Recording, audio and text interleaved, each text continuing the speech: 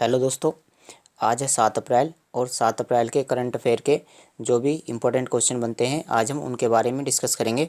इसकी पीडीएफ आपको Telegram channel सीटी करंट अफेयर पर मिल जाएगी। तो चलिए पहला क्वेश्चन देखते हैं। इससे पहले हम क्या कर लेते हैं कि जो इम्पोर्टेंट डेज हैं अप्रैल के उनको रिवाइज कर लेते हैं। जैसे सबसे पहले विश्व ऑटिज्म जागरूकता दिवस जो 2 अप्रैल को मनाया गया था। तो ऑटिज्म क्या होता है? ऑटिज्म एक प्रकार की मानसिक बीमारी होती है जिसके कारण मानसिक और शारीरिक विकास नहीं हो पाता।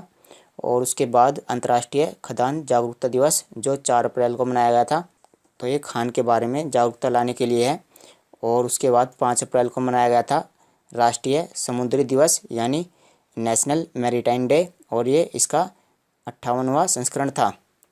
और 6 अप्रैल को विकास और शांति के लिए खेल का अंतर्राष्ट्रीय दिवस। तो खेल का अंतर्राष्ट्रीय दिवस कब मनाया गया है? 6 अप्रैल को। तो पहला क्वेश्चन यही है कि 6 अप्रैल को विश्व भर में कौन सा दिवस मनाया जाता है? तो 6 अप्रैल को मनाया जाता है खेल का अंतर्राष्ट्रीय दिवस। और इसका उद्देश्य क्या है? इसका उद्देश्य है विश्व भर में खेल की भूमिका और योगदान को बढ़ाना।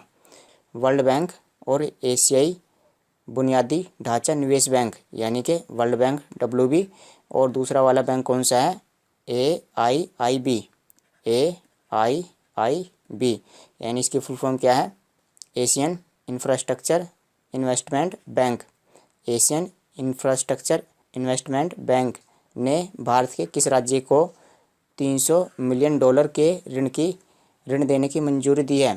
तो वर्ल्ड बैंक और AIIB ने पंजाब को $300 मिलियन के ऋण देने की मंजूरी दे दी है। ये जो $300 मिलियन हैं ये पंजाब में पेयजल यानी जो पीने का पानी होता है उसके लिए इस्तेमाल किए जाएंगे और नहरों के विकास के लिए भी इस्तेमाल किए जाएंगे। जो नहरों का पानी है वो पीने के लिए यूज़ किया जाएगा। तो इसके बारे में जान लेते हैं। एशियन इंफ्रास्ट्रक्चर इन्वेस्टमेंट बैंक, इसकी स्थापना 2016 में हुई थी। इसका मुख्यालय है बीजिंग, चीन। जो बीजिंग क्या है? चीन की राजधानी ही है। और यहाँ के राष्ट्रपति हैं जिन लिकून। जो वर्ल्ड बैंक है उसकी स्थापना कब हुई थी? इसकी स्थापना 1945 में हुई थी। और इसका जो मुख्यालय है वो कहाँ पर है? Washington DC USA। और इसके जो राष्ट्रपति हैं या इसके जो अध्यक्ष हैं वो कौन है? David Malpass. पंजाब के बारे में जान लेते हैं। मैप में ये है पंजाब, और यहाँ की राजधानी क्या है? चंडीगढ़, जो हरियाणा की भी राजधानी है। और यहाँ के मुख्यमंत्री हैं कैप्टन अमरिंदर सिंह। और यहाँ के राज्यपाल कौन है? VP सिंह बदनौर।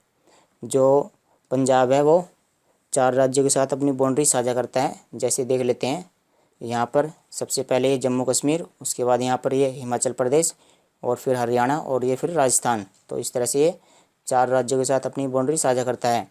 हाल ही में कौन सा रेलवे जोन भारत का पहला पूर्ण विद्युतीकृत रेलवे जोन बन गया है? टोटल रेलवे जोन कितने हैं? टोटल रेलवे जोन है 18, जिनमें से पश्चिमी मध्य रेलवे जोन भारत का पहला पूर्ण विद्युतीकृत रेलवे जोन बन गया है। यानी यहाँ पर जो टोटल है वो इलेक्ट्रिसिटी से ही काम किया जाएगा, बिजली की सहायता से ही काम किया जाएगा। अनिल देशमुख ने हाल ही में किस राज्य के गृह मंत्री यानी होम मिनिस्टर के पद से इस्तीफा दे दिया है? तो इन्होंने महाराष्ट्र के गृह मंत्री के पद से इस्तीफा दे दिया है, और इनकी जगह पर नए गृह मंत्री की नियुक्ति भी कर दी गई है। तो जो नए गृह मंत्री हैं वो कौन है? नए गृह मंत्री हैं दिलीप वलसे पाटिल, या इसे याद कर सकते हो दिलीप पाटिल। तो दिलीप पाटिल होंगे नए गृह मंत्री। हाल ही में Manohar Parrikar brilliant mind and simple life, brilliant mind and simple life शीर्षक से पुस्तक किसने लिखी है? तो ये हैं मनोहर पारिकर। और जो पुस्तक का नाम है वो क्या है? Manohar Parrikar brilliant mind and simple life, brilliant mind simple life. तो इस पुस्तक को लिखा है नितिन A गोखले। तो ये हैं नितिन A गोखले जिन्होंने इस पुस्तक को लिखा है। और इस पुस्तक में क्या है? इस पुस्तक में मनोहर पारिकर के बारे में जानकारी दी गई है। और ये जो मनोहर पारिकर हैं ये कौन है? ये गोवा के पूर्व CM रह चुके हैं। ये गोवा के पूर्व CM हैं। तो देखिए यहाँ पर ये थोड़ा सा ऊपर चला गया है। ये यहाँ पर क्या लिखा हुआ है?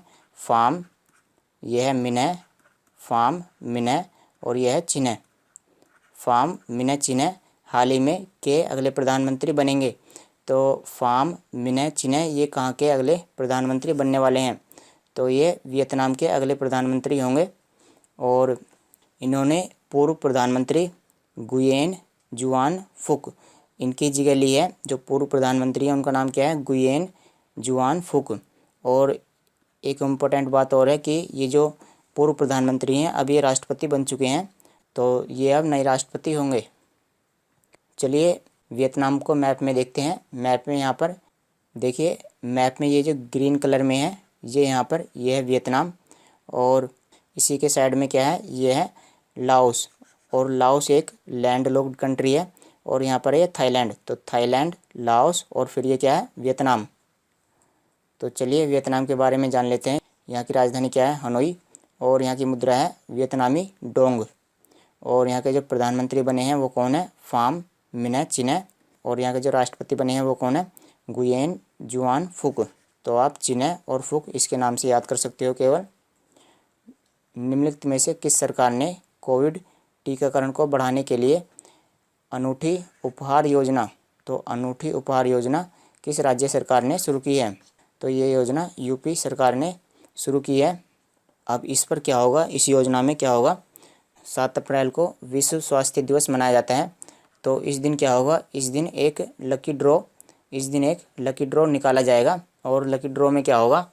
लकी ड्रॉ में ऐसा होगा कि जैसे यूपी में कुल 75 ज़िले हैं, तो 75 ज़िलों में ऐसे ज़िले जिन्होंने 25,000 से अधिक लाभार्थियों ने वैक्सीन की दोनों खुराक ले ली हैं, यानी कि इन ज़िलों में से कुछ ऐसे ज़िले होंगे जिनमें से 25,000 से अधिक लोगों ने जो कोविड-19 वैक्सीन की दोहरी खुराक यानी दोनों खुराक ले ली हैं, उनको कुछ उपहार दिए जाएंगे। तो ये जो उपहार हैं ये लकी ड्रॉ की सहायता से दिए जाएंगे। तो आपको केवल और केवल इसका नाम याद रखना है। इस योजना का नाम क्या है? अनूठी उपहार योजना, जो यूपी में शुरू की गई है। और इस योजना के अनुसार जिनको कोविड वैक्सीन दी जा चुकी है उनको कुछ उपहार दिए जाएंगे। चलिए यूपी के बारे में जान लेते हैं। यहाँ की राजधानी है लखनऊ, और यहाँ के मुख्यमंत्री हैं योगी आदित्यनाथ, और यहाँ की राज्यपाल हैं आनंदीबेन पटेल, जो मध्य प्रदेश की भी राज्यपाल हैं। हाल ही में यूपी में केला महोत्सव मनाया गया था। किसने sport star of the decade award जीता है? तो डिकेड का मतलब 10 सालों का अवार्ड जीता है। 10 सालों के लिए ये स्पोर्ट की स्टार रह चुकी हैं, यानी इन्होंने स्पोर्ट में अच्छा काम किया है। तो इनका नाम क्या है? इनका नाम है मैरी कॉम। मैरी कॉम ने 6 बार विश्व बॉक्सिंग चैम्पियनशिप जीती है। तो इसी वजह से इनको sport star of the decade award मिला है। ये जो अवार्ड है इनका पूरा नाम क्या है? Sport star aces gents of the decade. तो इसमें कुछ अन्य व्यक्तियों को भी उपहार मिले हैं, जैसे दशक के क्षण, यानी कुछ मोमेंट्स हैं पिछले 10 सालों के। तो उनमें से ये मोमेंट है जैसे पीवी सिंधु की 2019 विश्व चैंपियनशिप जीत, और विश्वनाथ आनंद की 2017 विश्व रैपिड शतरंज चैंपियनशिप जीत। तो ये कुछ फेवरेट मोमेंट हैं। और कोच के लिए किसको उपहार दिया गया है? गोपीचंद। और बैडमिंटन के लिए किसको उपहार दिया गया है? बैडमिंटन के लिए पीवी सिंधु, और ये हैं श्रीकांत। तो श्रीकांत को मेंस कैटेगरी में, और ये जो पीवी सिंधु हैं इनको वुमेंस कैटेगरी में उपहार दिया गया है। सरकार ने घोषणा की है कि 14 अप्रैल को सार्वजनिक अवकाश के रूप में मनाया जाएगा। तो 14 अप्रैल को किसकी जयंती मनाई जाती है? तो 14 अप्रैल को डॉक्टर भीमराव अंबेडकर की जयंती मनाई जाती है। तो सरकार ने घोषणा की है कि इस दिन क्या होगा कि पूरे देश में अवकाश रहेगा। नासा के मार्स हेलीकॉप्टर को मंगल ग्रह की सतह पर उतारा गया है। तो नासा का एक हेलीकॉप्टर है जिसको कहाँ पर उतारा गया है? मार्स यानी मंगल की सतह पर उतारा गया है।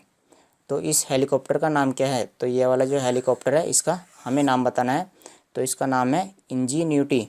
इसका नाम है इंजीन्यूटी। इसको मिशन परसिवरेंस के तहत मंगल की सतह पर भेजा गया था, और ये अब मंगल की सतह पर उतार दिया गया है। अब ये क्या करेगा कि मंगल की सतह का अध्ययन करेगा। और इसका आपको वज़न याद रखना है। इसका वज़न कितना है? 1.8 किलोग्राम। और जैसे कि ये मंगल की सतह पर उतार दिया गया है, तो ये 11 अप्रैल से अपनी उड़ान चालू कर देगा। ये 11 अप्रैल से उड़ना स्टार्ट कर देगा। शिक्षा के राज्य मंत्री संजय धोत्रे E9 देशों, तो ये राज्य मंत्री हैं संजय धोत्रे, जो E9 देशों के शिक्षा मंत्रियों की बैठक में भाग ले रहे हैं। बैठक का विषय क्या है? तो ये E9 देशों के बीच में एक बैठक हुई है शिक्षा के लिए। तो इस बैठक का विषय क्या है? इस बैठक का विषय है E9 पहल सतत विकास लक्ष्य यानी SDG 4 सस्टेनेबल डेवलपमेंट गोल 4 की दिशा में प्रगति में तेज़ी लाने के लिए डिजिटल शिक्षा को बढ़ाना। तो इसका जो थीम है वो क्या है? डिजिटल शिक्षा को बढ़ाना, और जो SDG 4 का पार्ट है। तो इसमें भारत की तरफ से जो राज्य शिक्षा मंत्री हैं वो कौन है? संजय धोत्रे, जो इसमें भाग ले रहे हैं। और E9 देशों के बारे में यहाँ पर जानकारी दी गई है। E9 देशों में कौन कौन से देश हैं? जैसे बांग्लादेश, ब्राज़ील, चीन, मिस्र, भारत, इंडोनेशिया, मेक्सिको, नाइजीरिया और पाकिस्तान। तो ये सभी देश हैं जिसमें इन देशों के शिक्षा मंत्रियों ने भी भाग लिया है। और भारत की तरफ से किसने भाग लिया है? संजय धोत्रे। 48वें मुख्य न्यायाधीश के रूप में किसे चुना गया है? तो इनकी नियुक्ति कर दी गई है कुछ समय पहले। जो शरद अरविंद बोबड़े हैं, इन्होंने मुख्य न्यायाधीश के लिए इनकी घोषणा की थी। तो अब इनको जो है मुख्य न्यायाधीश बना दिया गया है। तो इनका नाम क्या है? NV रमन्ना। जो 47वें नंबर के मुख्य न्यायाधीश हैं उनका नाम क्या है? शरद अरविंद बोबड़े। चलिए इनके बारे में भी जान लेते हैं। जो संजीव कुमार हैं, इनको AAI यानी एयरपोर्ट अथॉरिटी ऑफ इंडिया के CEO चुना गया है। और जो सौरभ गर्ग हैं, इनको UIDAI के अध्यक्ष के रूप में चुना गया है। UIDAI यानी आधार के अध्यक्ष के रूप में चुना गया है। तो चलिए दोस्तों, आज की वीडियो में इतना ही। इसकी PDF आपको Telegram channel CT current affair पर मिल जाएगी। Thanks for watching the video. कल मिलते हैं आपसे।